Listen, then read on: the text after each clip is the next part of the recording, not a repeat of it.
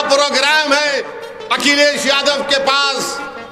BJP को रोकने के लिए कोई प्रोग्राम नहीं है। बोलते हैं कि तुम दरी बिछाओ, अपनी जवानी मुझ पर कुर्बान करो, जान दे दो, मगर मैं जिंदा रहूंगा तो सब काफी है। अखिलेश यादव के परिवार के लोग, उनके भाई की पत्नी बीजेपी में है, आज इनके रिश्तेदार बीजेपी में हैं, मगर वो सेक्युलर हो जाते और ओवैसी कम्युनल हो जाता है। मैं बार बार आपसे कह रहा हूं, मगर आप मेरी बात माने या ना माने, जब तक अल्लाह मुझे जिंदा रखेगा मैं आपके दरमियान में आता था और आता रहूंगा।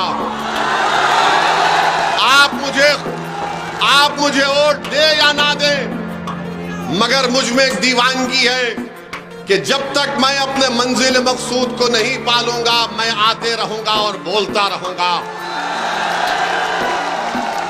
मुझसे दुश्मनी करने वाले समझते हैं कि मुझ पर इल्जाम लगाने से असदुद्दीन ओवैसी के हौसले पस्त हो जाएंगे। मैं मेरे दुश्मनों से भी कह रहा हूं कि तुम जितने इल्जाम लगाना चाह रहे लगा लो। पिछले विधानसभा के चुनाव में टोल गेट के पास मेरी गाड़ी के ऊपर 6 गोलियां चलाई गईं। मैं उन जालिमों से भी कहना चाह रहा हूं कि तुम मेरी जिंदगी का चिराग तो खत्म कर सकते हो, मगर तुम मेरी सोच को कभी खत्म नहीं कर पाओगे इंशाअल्लाह ताला। यकीनन जो इस दुनिया में आया है, जो कोई भी इस दुनिया में आया वो चले जाएगा। हम कोई यहां पर हमेशा रहने के लिए नहीं आए, मगर कम से कम मेरी मौत के बाद तो कोई ये नहीं कह सकेगा कि ये शख्स हमको बार बार आकर बाखबर करता था, बताता था, हमको समझाता था। मगर ये बात आपको समझने की जरूरत है।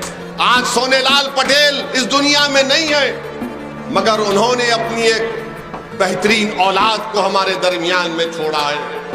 सोनेलाल पटेल आज दुनिया में नहीं है, मगर दुनिया उनकी कुर्बानी को याद करती है और याद करते रहेगी कि कैसे इसी पार्लियामेंट के कॉन्स्टिट्यूंसी में उन पर पुलिस ने लाठियां बरसाई, उनका बायां हाथ तोड़ दिया, उनका पैर तोड़ दिया। वो शख्स जिसने अपने समाज के लिए अपना सब कुछ कुर्बान कर दिया। मेरे भाई लोग इन लोगों को हमेशा याद रखते हैं। ये जो डीलिंग वीलिंग करते हैं, ये जो हमारे वोटों का सौदा करते हैं, लोग इनको कभी याद नहीं रखेंगे।